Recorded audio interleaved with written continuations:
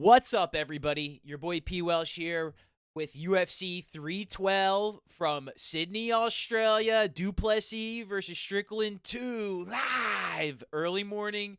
Make sure to set. Oh, actually, it's that Saturday night. Never mind. It's early morning there. We're starting us off in the flyweight bout. Sung Park versus Tu Mendem Burley. 9-0 versus 8-1. Trimandelli fought in November, lost to Carlos Hernandez, split decision. Got Sung Park, very versatile striker, grappler, some submission finishes. Should be a good one to start us off. Be really interesting. I'm leaning Sung Park here. I think he's got a good chance to start strong and contest on the ground game because if Tumen, if I'm just going to call him, if Tumen can take him down and hold him down, he definitely got outstruck by Hernandez in his last fight. I worry about the quick turnaround. One thing about I will always say is the weight cuts. So if we see Tumen not make weight because of the quick turnaround after the holidays, that could be a game changer for the flyweight bout. But I like Sung Park here. He's been finishing everybody on his way to where he is now, and I think he'll have an opportunity. Maybe even hit a gilly, and get a choke like that in on a takedown. If he times it right, I think he'll be very well. His technique will be solid, and I like Sung Park here to get the job done to start us off. We're gonna keep him short and sweet early on here. We're going to the lightweight division. Quinlan Salkid versus Ashlan Jubilee, 1-0 versus 7-1. And I picked my guy Jubilee in the last fight that he fought, and he lost to a guy barking at him in the third round. Now, realistically, he was fighting pretty well in that fight, and I think he's got a good amount of talent and can win, especially at a big underdog. But that being said, just seeing him wilt in the third round like that, I'm picking Salkid. Hometown first New Zealand guy on the bout. We'll see a lot of that going on. We'll see how they pan out. Sometimes good, sometimes bad. But I'm going Salkid because, like I said, I'm just not going to believe in Jubilee getting finished like that on another big card. Man, he was really cruising. And we'll see what happens here. He could definitely put a nice performance in. I definitely think he's a live dog early on. And I think that's what people will remember, especially in the odds department. But I got Salkid here in the lightweight division. Put another dub on the record. He was 1-0 in the Contender Series. I'm not sure if he gets to finish, but it should be. Let's see what happens here. There's not too much to break down. We'll see how exciting this is. Hopefully, it is an exciting fight. Let's go, Salkid. Moving on to the welterweight division, we got Jonathan Mykoff versus Kevin getting butchered on Jesuit. 10-3 for Jesuit, coming off a loss to Brian Battle. A little reference there. And we got Mykoff. I don't know how bad I'm butchering his name. 7-1 off the Contender Series win. And man, this one I was going back and forth on because I really think Kevin Jesuit could get the job done, but he does fade in fights quite a bit.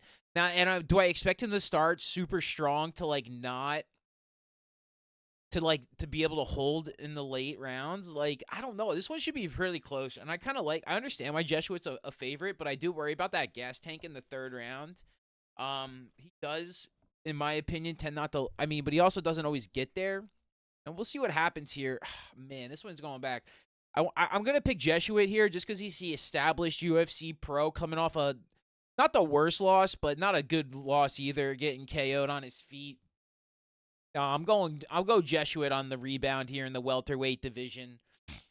It's just Jonathan. I get it. It's one of those things on the home. I want to pick the guys at home doing well, making their debut. But the level of competition, I think Jesuit is a good fighter. And I also think Battle's one of those really good fighters too.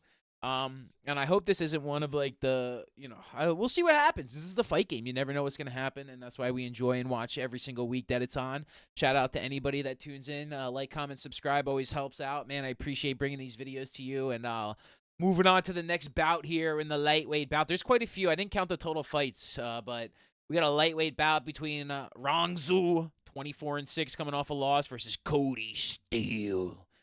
Making his UFC debut here, and I'm going with the Steel Man from America. How are you going to pick against that guy? Not really. Middle name Patrick, great name. But I think he has a lot of power for the lightweight division, finishing his last two opponents, one with a body shot. I think Rong Zhu is a very consummate professional. I easily, he's got a lot of experience, I should say. But he did lose to Chris Padilla, who is a monster in the lightweight division. And I just think the damage that Steele can do can be comparable to what I think Steele could produce and at least do enough damage to win the fight, win 2 rounds. It'll definitely be a scrap. I don't think it will be easy one-way sailing. I think this is a very close matchup. I definitely think both guys can get finished as well. The later this fight goes, both guys are live to go down any kind of way. But I like Cody Steele here. I'm just picking him Iron Hand Steele. Just it's kind of more of a homer pick than anything else. I know he has a slight favorite, and I just think what happens is when you go look at Rong Zhu, he's got a lot of experience, which is huge, and that's where the advantage could definitely be for my man in this fight, because like fights against Padilla, Bahamundes, there's so many times like that. There's other guys way down on the list. He has a lot of experience in the octagon, maybe not at the UFC level, but before that, and he's very young. So Cody Steele has a lot to prove there because the MMA is a big time step up, but I kind of think sometimes if you do like one thing really well, it could be your defining factor in the MMA, and that's where I'm kind of picking this win. Is I think he has that KO power that I really think is defining for the lightweight division, right? Because it's going to be only so hard, so late. I definitely think Steele in the 3rd round is live. He could be losing this fight and come back to win. It might not be the best looking pick. Definitely think Rong Zhu is super live for a win too. Another great competitive matchup early on these cards. I think these early prelims are very spectacular. All 4 of these fights can go either way, even despite what the odds say. And I can see it going 2-2 both ways. Like you pick a couple good ones, a couple upsets happen, right? Like so early on, it's always tough to pick. You always get a couple right, couple wrong sometimes. But man, we're really trying to lock in there. But they're so competitive. There's not a lot of research around them, and sometimes it's the fight game. You never know. We're gonna move on to the prelims. The early prelims are always like that. Very exciting though, because you never know what to get. Got a bantamweight bout: Kobli Thikasi versus Alexander Taporia, the Matador's brother. What's his name, bro? I thought it was the Conquistador, but I think it translates a little different on the one. El Conquistador. I mean, how are you picking against Taporia's brother here, bro? I'm picking Taporia's brother here. I think he probably runs through him in the 2nd or 3rd round. Not even. I think he's probably got a 2nd round finish. He finishes a lot of guys early, but maybe it just takes him a little bit to get all the way done. But I can definitely see him just running through him, dude. I believe, bro. If you're training with Ilya and you're his brother, I mean, GG's, dude. Let's not spend too much time on that one. All right, going to the women's flyweight division here. We got Wang Kong coming off a loss against Bruna Brazil, coming off a win. 6-1 versus 10-4-1, and quite frankly, yeah, I get the Kong hype, but I don't get the odds here. So definitely leaning towards Bruna Brazil here. Just the experienced MMA fighter. Like I mean, there's levels to this game, and the fact that Wang got finished on home soil very recently. I mean, that's not a lot of octagon time again, right? Like she didn't get a lot of octagon time in her first. Is she really training? Are they just trying to run her out there, dude? I think Bruna Brazil is live for a big, massive win here. I'm taking Bruna Brazil here. It might not be, might come back and eat those words later if she gets finished pretty, but I just like she just got a lot of fight experience, and I really value that in the women's division. And I think she's going to be trying to get a big win herself, get back in the picture. The Look Boom Me was not a good fight for her. It wasn't, for some reason. She beat Meatball Molly, but everybody beat Meatball Molly, right? Gomes is not a good loss either, but I mean, I really like Wang, and I hate picking against her, but I'm just going Bruna Brazil. I just got a feeling that it's just not going to be as one-sided as the odds makers think it is, and I just have the women are touch and go, but this is one that I'm not really gonna. I just have a tough time going back on the Kong train before, like, without her getting a lot more experience. Like, yeah, maybe if she rolled through the other girl, I could see it being a situation. But man, like, you make a mistake against Bruna Brazil, I think she's gonna punish you and hurt you. She's gonna make you tired. She's gonna not give up the position so easily, and I think she's gonna make it a long night. So that being said, I got Bruno Brazil for Wang Kong by split decision. Very close, very close, very close. But don't sleep on Wang. Eat. Going to the lightweight bout, we got Tom Nolan versus Borshev. 8-1 Nolan versus 8-4-1 Borshev. I feel like Tom Nolan, you always have to say Tom Nolan as his full name. I'm kind of leaning as his way. I'm probably gonna pick him when I, as the official pick. I like Borshev, but man, he just doesn't do it for me, man. I feel like he's got so much potential and talent, and yeah, he's fought some really good fighters, and is Tom Nolan one of them? I think he's pretty dang talented. Like, is he one that's gonna am I rushing to the counter to go pick Borshev? Am I like super excited about this matchup for him? Absolutely not. I think my guy gets pummeled, dude. The freaking I'll never forget the Chase Hooper fight. My guy just absolutely lost, and I could see Nolan doing some kind of damage like Hooper, really long and lengthy. I don't necessarily think the takedown submission game is going to be there like that, but I mean, losses to Mike Davis. I can't see how you get behind Borshev in the UFC, man. 3-3-1. Nolan, he came off that not so good loss early on, but had a nice redemption. So I think he's got a decision in him. That's why I think it's kind of like Tom Nolan's really got to prove himself here. This is one that, this is the fight game's a tough, rigorous game, and it could be the other way around where Borshev is hungry as a dog, too, needs a win, and comes out scrappy as heck. So this should be a very good lightweight foul. I expect to see some blood. I expect to see some finishing one way or the other, and I think it does go to the decision. I'm going to lead Tom Nolan. I just think younger, fresher, hungrier. My guy Borshev has taken some beatings over the last year or so. He's been in some absolute wars. The Saidakov war, he got crushed by Chase Hooper. James on top is a win, right? But James is a big guy. He does a lot of damage. I just think Nolan eventually does the damage and can get a late third round finish potentially and win on the scorecard. Big late. Let's go Nolan there, baby. Now we got to the feature prelim: Jack Jenkins versus Gabriel Santos. Jenkins 13-3 versus Santos 11-2. Both boys coming off a win. And man, this is one that I was kind of going back and forth on too. I really maybe it's not the feature. I don't know what I'm saying. But yeah, this one I like. I think Santos they got as a favorite, and I can understand why. But I also don't think his UFC experience is very impressive to warrant a favorite like this. I definitely think should be way more of a pick 'em, and that's why I kind of leaning towards Jenkins in a way. I mean, Jenkins is so hard to explain to because he got injured in the loss to Cheppy Mariscal, and then he get fed Herbert Burns, who's just not a UFC caliber fighter. So it's kind of like the same thing, but fights against Jamal Emmers is a good win. He's been in there quite a bit, and I think Jack Jenkins has a great chance to get a win here. I really like him. I'm not gonna pick against him again. I literally picked him. I picked Herbert Burns last time in my video. So like transparency, I wasn't trolling, but Jenkins I think is on a rebound. I definitely that was a stupid pick. But I'm going to try and get Jenkins on the redemption here against Gabriel Santos. I think he is a tough son of a gun, and I think Santos will fade in terms of his energy. Losses to Onama in the second round, losses to Leroy and Murphy, and I think Jenkins is going to put a nice hometown performance. I don't think it matters too much sometimes with the hometowns, but sometimes I do think it matters. I think I'm not going to pick against Jenkins getting on the mic on a nice hometown finish, even on the judges' scorecard. Nice, impressive performance. Going to give 100% max effort. And that's why I'm picking Jenkins here, just because I think that the max effort Jenkins is going to just get a little bit of the edge against Santos. Again, probably very close fight, very competitive. Picking a lot of upsets here. I'm not sure how that's going to turn out for me at the end of the day, but we'll see how that happens.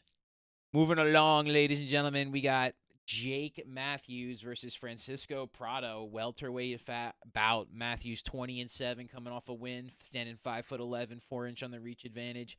Francisco Prado 12-2, coming off a loss to Daniel Zellhuber. Not a bad loss at all. Showed actually a lot of grit in that fight. And this is another one that kind of you can go back and forth on. I think. It's two ways here. Either Matthews gets finished, right, or Matthews wins by decision. That's kind of like the two ways I see this fight. I don't see it too. I want to pick Matthews here. I really do. I really do. I'm a big Jake Matthews fan, and Prado just he hasn't elevated himself to the top of the heap yet. I mean, he's had some a couple tough. I mean, Malarkey loss is not good. You want to win Malarkey, unanimous loss there, but win against Azatar. He's a KO machine. Zell Huber, good fight. I think he rallied late, but I think it was 29-28. I think Matthews is just gonna do that too. I'm picking Matthews here just because I think he'll just do enough to get the win, split decision, very close fight. I think he can fade late. Jake Matthews tends to kind of feel like that in his fights that I watched in his career. He's not necessarily, you know, losses to Semibsberger. He does have some good finishes and good fights on his record against lower end guys, and maybe Prado's one of those guys. But I also think Prado's got absolute dynamite in his hands. Catch Matthews in an instant and the fight. But I'm just gonna take Matthews here. Again, at some point I gotta stop picking freaking upsets like that, right? But I do. It was only a couple upsets. You gotta not think. It's a fight to fight basis. It's a fight to fight basis, right? And upsets do happen. So I do think Prado is another upset live to happen. I think Matthews is a seasoned grizzled vet on home soil. That's really why I'm picking him. Again, I think it has something to do with it. I don't know how much it does, and I don't know how much it matters to every player. But I think the more experience you have, the more it's not saying the more you have an opportunity to seize the moment, right? You appreciate the moment a little bit more that you have in your experience, and I'm not saying the younger guys don't, but I don't think it matters. I don't think it factors as much in younger guys making more debuts earlier on the card versus, like, for instance, against Jesuit fight versus, like, I think Jake Matthews, it is a significant advantage here. This is not his first go around doing it. It's he's a veteran, and I think he's going to seize the moment and have a good game plan and he'll get enough to get over the finish line and get Jake Matthews, ladies and gentlemen. Moving on to the light heavyweight division here, Jimmy Crute, 12-4-1, coming off a loss versus Rodolfo Barato, 12-2, coming off a win, KO win. And boy, man, I'm not a big fan of the fight game for Jimmy Crute. They think this guy, he fought Menefield like 3 straight times and absolutely just got pummeled at the end. I think Barato does the same. I don't know how it's not more of a favor here. I mean, I think it's just some respect to Jimmy Crute, and but I think Rodolfo Barato gets a KO finish here. I think at some point it happens. I just think it's just big guys. Once you get that chin touched up, once you get figured out, it's tough to overcome it. It's tough to regain the speed, the dynamics of the fight game. I think going against the same opponent for 3 years was not a good matchup for Jimmy Crute. I know he's only 28. He seems like he's 38 in terms of the fight years. Losses to Anthony Smith, Jamal Hill, just losses to big guys in a row. And I just think it's another one, dude. Barato looks huge. His one matchup, he steamrolled homie. Who was that? Freaking Patoria. And he's not a bad fighter himself, right? So that's why I think Barato here is honestly lock of the week material against Jimmy Crute. I really do. I just think Jimmy Crute's just got glass chin, and I think Balato's got KO all over this. It's just like accumulated damage over time versus dynamite in the hands. It's just like kind of the same thing like I should have saw with Jenkins and Herbert Burns from Alaska. Just retrospectively, I got Rodolfo Barato here. Man, this card's gonna be crazy, dude. I think it's a super exciting. I always love when it's down in Australia. I think the dynamics of the early morning fights are very exciting. Especially like watching it on Saturday night. You see that it definitely is a very stark difference, and the Australian fans capitalize on that and make the most of the opportunity. Some of the best fans in the world, they're down under when you can definitely there's levels when you see the UFC traveling to certain places. I mean, honestly, all the places love the UFC. MMA fandom global internationally is absolutely phenomenal. So many great places that want to watch the fights and appreciate the athletes so much, and down under is not one of them. And I'm excited for the Sydney experience, and man, it should be a great card. UFC 312, so much talent on the entire card moving in here, and I think we get some exciting finishes. Barato moving on there onto the main card here. We got our boy Justin Tafa 7-4 coming off a loss versus Taliesin Teixeira, 6'7", monster reach advantage, and I just think it's the end of the pudgy era for the heavyweights, dude. You gotta be Pavlovich style, right? And this guy Taliesin Teixeira looks like he's absolutely gonna. I think he's gonna put the lights out on Tafa. Now Tafa could definitely get him. I just think the height metric advantage plus the youth speed advantage. I just don't think Tafa can hang, right? It's just tough for that guy to get up when these guys are just such great athletes in a way too. And I think we're kind of into a new era. It's like I think we're transitioning to, right. We're off of the Bam Bam bum, Bam Bam big guy era in the heavyweights, just like we're off of the skinny kind of skinnier guys in the welterweight, middleweight. Like now you're just huge. Like look at Duplessis. There's so many monster middleweights now, and I think that's just what it comes into. You got to be a monster athletic heavyweight. You're not just gonna be able to stand there and bang. These guys are gonna take you down. They're just so well balanced, and if you're not training like that, I mean, I want to see Tafa win. I'm really rooting for Tafa. This is that kind of what I'm talking about. Is like I think it factors, and I think it factors much, but I don't think it factors overall when like the skill set for Teixeira is just what Tafa is not good about. So unless my man rushes in there, Menefield styled against Olberg and just gets starched, I just think it's going to be a tough fight for Tafa, man. I think the longer it goes, he's going to have to kind of like one hit KO him, in my opinion, to really, do the damage and get the guy where, because like, are you thinking you're going to stand on the feet and trade in exchanges and knock him down? That's a bold strategy, Cotton. Let's see if it plays out for Tafa. I just think his legs are vulnerable. He hasn't been moving well. Accumulated damage. I just think Teixeira, look at those arms, bro. He's just going to be popping that face with jabs and doing damage anytime Tafa gets in. He's going to be getting a hit on the in, on the out. Teixeira here. Let's go, baby. To the women's strawweight title fight. I was calling for this for a while. Zhang Wei Li versus Tatiana Suarez. 25-3 for Wei Li versus Suarez. 11-0. Boy, man, this should be a pretty interesting matchup. Tatiana Suarez, 34 years old. Beat Andrade, definitely a super good win, but that was super, I mean, Wei Li has to fight somebody. I can't believe she's a dog here. Wei Li all day, man. Wei Li as a dog, I'm not ever going to pick against that, dude. The Zhang dynasty might go down as the best strawweight in UFC women's history, dude. I think she's massively stronger, massively more athletic. And I don't understand. I don't get this. How is this? How are people laying juice with Tatiana Suarez? How? I get it. You're 11-0. Yeah, you might look good, but dude, this is Zhang Wei Li we're talking about, ladies and gentlemen. Yeah, she lost to Thug Rose. Those were freaking 4 years ago. She literally hasn't taken that much damage. She literally has been starching every one of her opponents that she's been fighting, and I just think she's a freaking train, dude. She's to me, she doesn't have a flaw. She's got the cardio. She's got the physicality. She's got the damage. She's the total package. The women's strawweight division. I don't understand it. Wei Li, man, Wei Li, till it's not. That sometimes like you just see stuff like that. And it's like I just feel that she is just such a strong champion. She is just such a strong martial artist, and I just think she encompasses so much of what the UFC exemplifies on an international, global scale that relates to somebody on the East Coast breaking down mixed martial arts. That she's probably one of my favorite fighters of all time. Like, she's my favorite women's fighter. She's so exciting to watch. I think she's the most compelling. I want to turn on and watch. As like, even though I know she's gonna pound Jan for 5 rounds, it put me to bed. But I knew it was gonna happen, and I was excited to watch it. Same with Lemo. She's so good. She's such a high level. She does so much damage. She's so fast.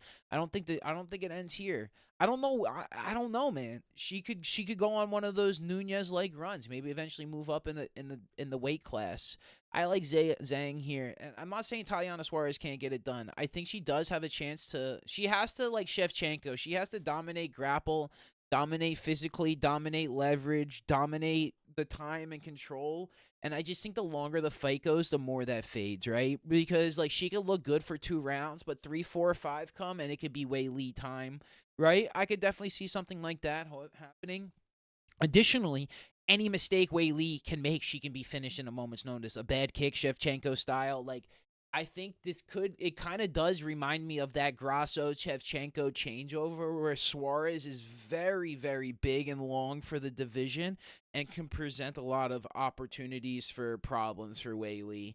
That's something that I think I'm probably undervaluing in my breakdown of this matchup is Suarez's length and ability to dominate leverage, but the cut, the conditioning.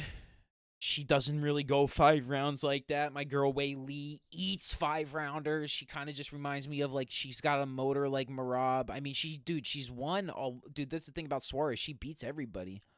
Beat Grasso, beat Esparza, beat Andrade. Hasn't fought in a minute. Would have loved to see that Yonderoba fight. Maybe that's on the dock after this. But they have her number one contender. They have her in there against Wei Lee, down under, but no chance on picking that. Suarez, you definitely have to prove it on that one. And I mean, maybe you have to prove it twice. I feel like if there is one thing that I could be horribly wrong on, and I mean, we've seen it recently, is the women's champions have been finished, right? Um, Nunez got finished by Pena. Grasso finished Shevchenko. Like, it definitely is a possibility to happen. I mean, even Wei Lee was finished by Namajunas back in the day, right? So I can definitely see Suarez by submission is definitely, I think, live on the books as well for people that are interested in stuff like that.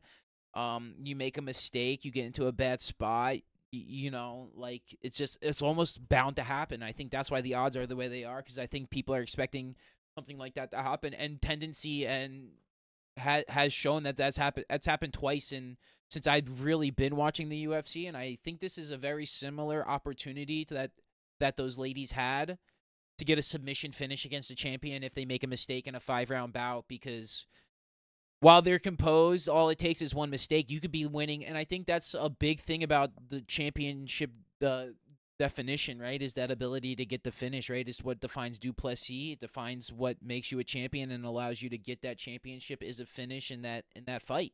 I think Suarez can be late round sub finish. Any mistake 3, 4, 5, I think she's alive. Man, should be a great matchup, man. I'm on Wei Lee though. I'm on Wei Lee. Don't pick against Zhang. On to the main event of the evening. Drew Plessis versus Strickland 2 for the middleweight championship of the world. Boy, oh boy, man. How are you going to pick against Du Plessis here? I love Strickland, but man, I just feel like Du Plessis is an absolute monster, dude. Monster, man. And I think he only gets better later in the fight. I think Strickland can would be winning the first 3 rounds. Oh, I got this guy. I got him. I'm winning 3 rounds, and then Du Plessis knocks him out in the 4th, something like that.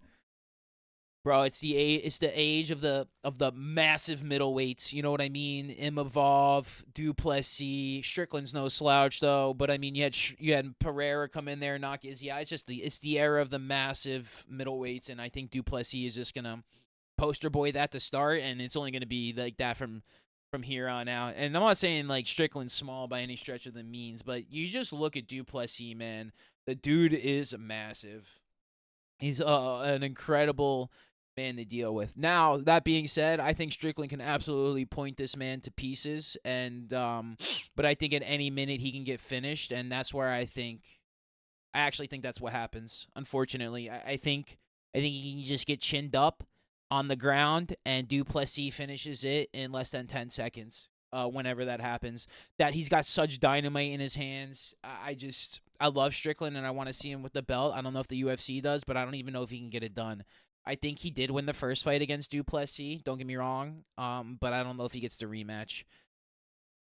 Man, this is such a compelling fight because this is definitely such a division definer for the future, right? Because we got Chimaev next, Imavov's up next, Baralo's up next. We got a bunch of dudes up next fighting for this belt. You lose this one, you're not getting another chance. You know what I mean? So you're gonna have to get back in the queue. Back in line, boys. Whoever loses this one, dude, absolutely barn burner. And that's why it's like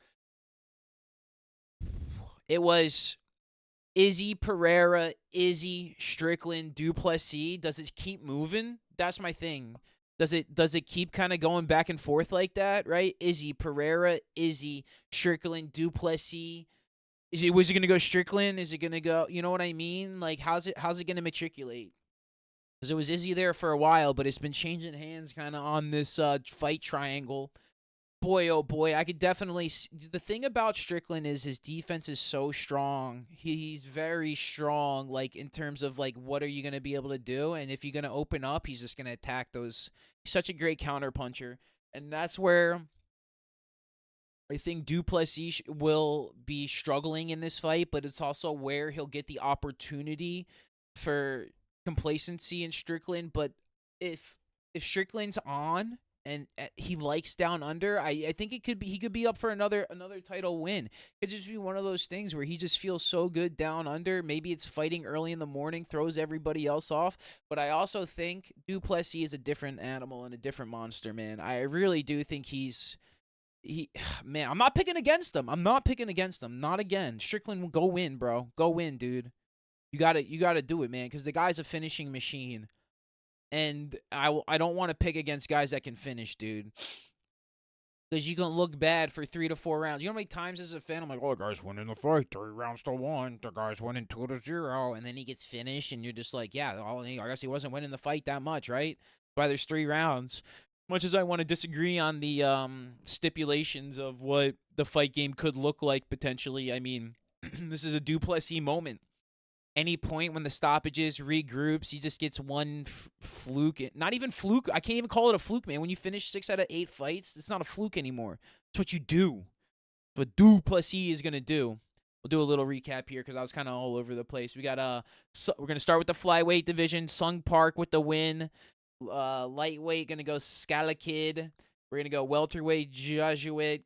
Cody Steele on the early prelims. We're gonna start off Taporia.